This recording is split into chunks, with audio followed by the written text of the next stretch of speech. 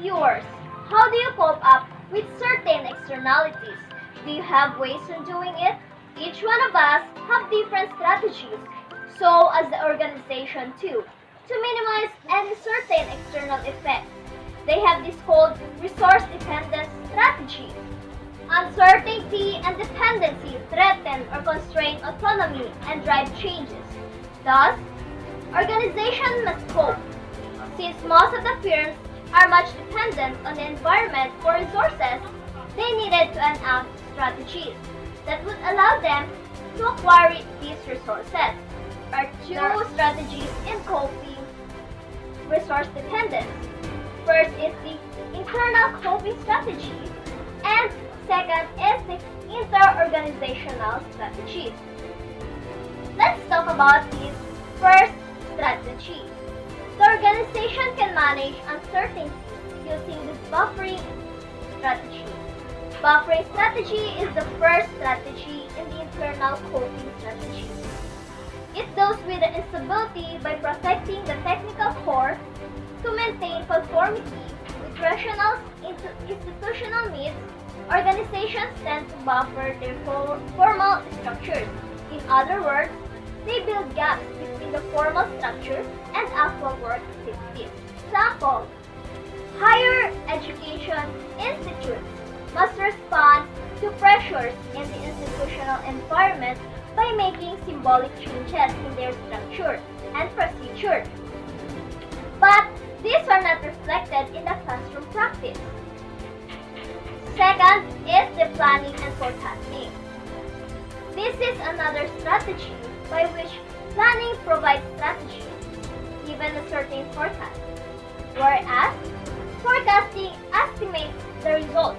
Given the plan, planning relates to what the firm should do. Forecasting relates to what will happen if the firm tries to implement a given strategy in the environment. Number 3 strategy, boundary spanning. It creates internal roles to cross organizational boundaries to link schools with the elements in the external environment. It interacts with individuals and groups outside the organization to obtain valuable information to help the innovation process. In other words, this boundary spanning is a term to describe individuals between an innovation system who have adopted the role of linking the environment or the organization's internal networks with external sources of information. Number 4 strategy, the adjusting operation. Adjusting is the process of altering business strategy or business organization based on sensed outcomes. Lastly, accommodating structure and the internal coping strategy. This kind of strategy changes the structure to fit the environment. As you can see, this is what we call the contingency model. We have these two structures, the mechanistic and the organic structure. Let us first define what are these two structures. The mechanistic organization or structure have centralized decision-making and formal, standardized control systems, and essentially they are bureaucratic. Compared to organic structure, the structure works well in the stable environment. And second is the organic structure. Organic structure, this structure have a low degree of formality. Specialization, their decision making is decentralized, and their activities are well integrated. This structure is boundaryless. They allow for their employees to cultivate their ideas and be more creative because their organization is not rigidly structured. So, if the environment is stable and a mechanistic structure is an effective accommodation, well, the mechanistic structure works well in an stable and simple environment. And if the environment is unstable, then organic structure is better fit. The best organic structure fits best in effective and in less stable environment. If the environment is stable, the organization structure is organic, well, a dysfunctional flexibility emerges. If the environment is unstable and the structure is mechanistic, a dysfunctional rigidity is produced. Now that you have learned the internal coping strategy, next is the inter-organizational coping strategy. There are also different strategies within outside organizations, and this is what we call inter-organizational coping strategy. Organizations choose to develop their strategy collaboratively with other organizations. This kind of strategy as engaging in a strategy process jointly with other organizations. The first inter-organizational coping strategy is partnership. This is one of the strategies for adapting to the environment to reduce boundaries and increase collaborations. Therefore, companies are joining together to become more effective and to share scarce resources. Example is the partnership of DepEd and the telcos. Education officials have come up with web-based platforms where stakeholders can share learning materials. Kinder to high school students are using DepEd Commons. The online learning platform can be accessed free of data charges through a partnership between the DepEd and telcos. The Commission on Higher Education, meantime, is developing the PhilConnect website. It contains text, audio, video, and other digital content that can be used for teaching and research. No ifs, no buts. Learning must continue. We learn as one. We are ready. And next is the co-optation. What this term means? This refers to the process adding members to a group, project, or committee, often with intention or overcoming that person's resistance to the group's policies. The co-optation itself could be formal or informal, but it rarely involves giving any power to the co-opted person. It is permitted to share participation but not have in-decision making. Co-optation used in public agencies and non-profit organizations. This strategy criticized because of its legitimizing federal interventions, but this strategy can backfire when local interest subverts the federal goals. Have you ever tried or wanted Congress to pass a law that benefits you? This is what the political lobby is. This is the third strategy in the inter-organizational coping strategy. Most of the institutions are represented by a lobbyist, and educational organizations that can afford to pay people who carry out activities such as lobby legislators, influencing or new modified existing regulations, promoting educational programs, and presenting public relations campaigns. It is the Congress's job to make laws. Congress must write bills and vote on them. The lobbying is trying to influence legislators to vote on the bills they pass into law.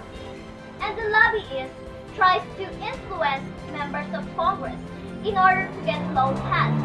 Will help the group they represent. And the group they represent are called the interest groups. These are the organized groups. Example is the in education. People who share a set of goals and try to influence the government to make laws that support these goals.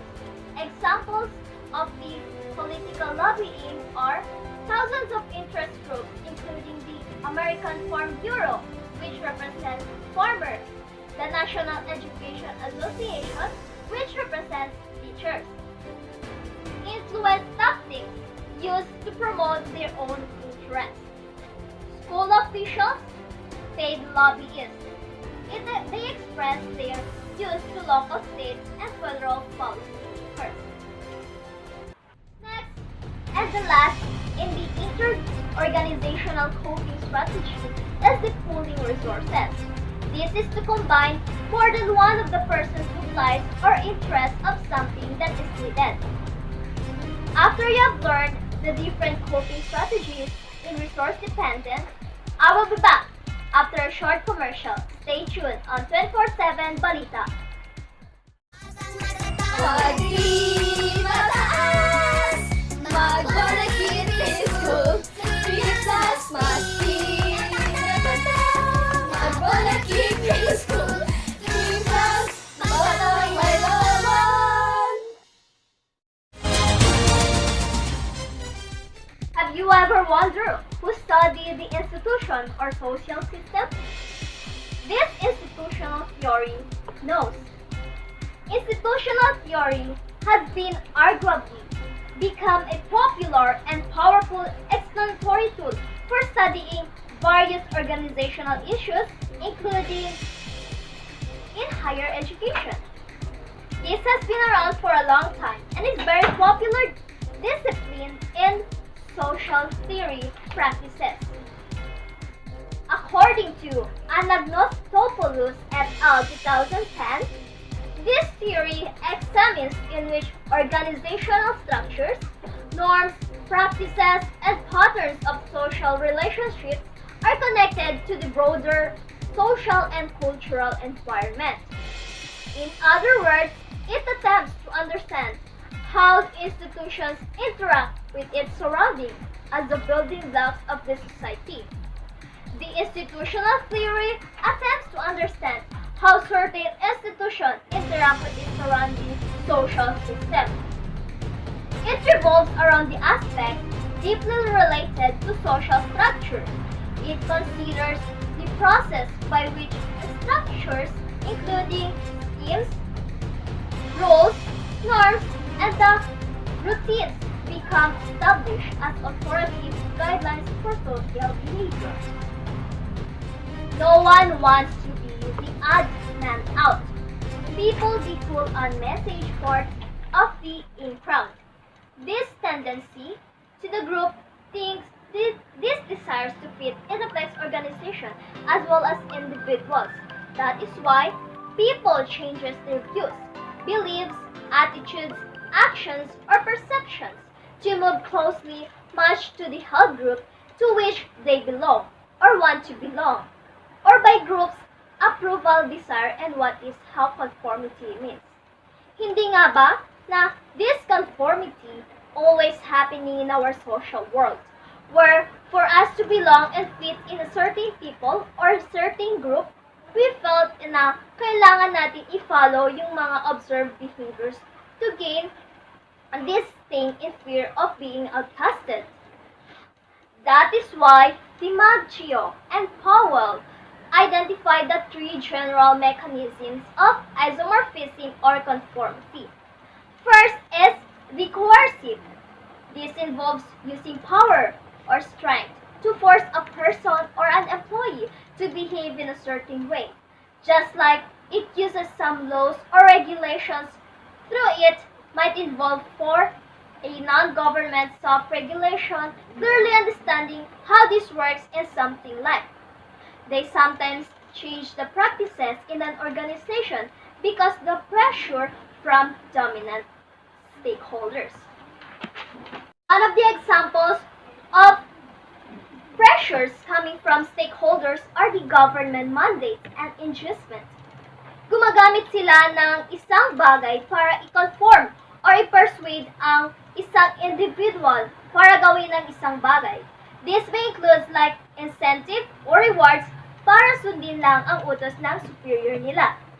Halimbawa, sa government mandate, within sa education or within sa school that no children shall be left behind and yung education for all by the Department of Education. So next is the mimetic isomorphism or conformity.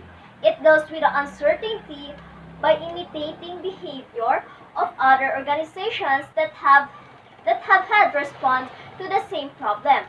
Pressures to copy adopt, or emulate other organizations' activities, system, or structures that are deemed to enhance legitimacy are desirable, especially under conditions of uncertainty.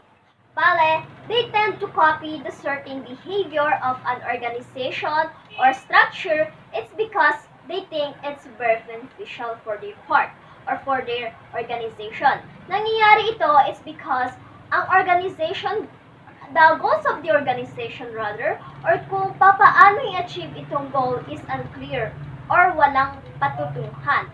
So, kung kaya ay they need to adopt certain behavior para if ever they face a certain problem, they know how to fix and respond to this. Next is the normative conformity or normative isomorphism. It describes the effect of national standards and the influence of professional communities on organizational characteristics.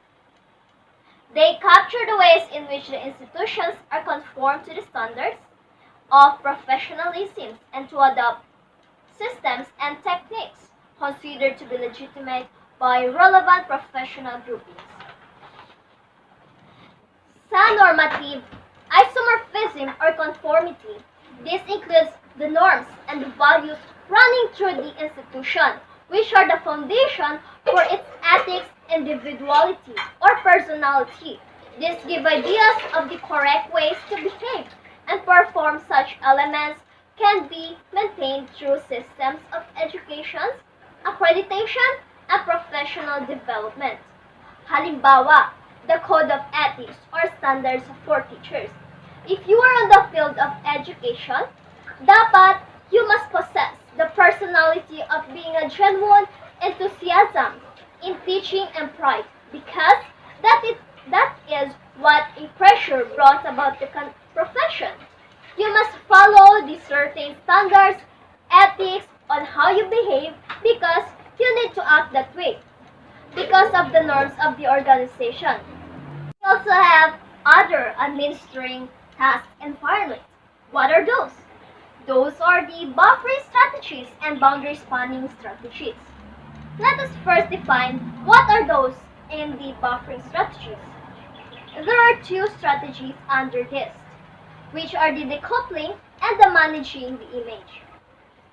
The decoupling term is the separation of previously linked systems that they may separate independently.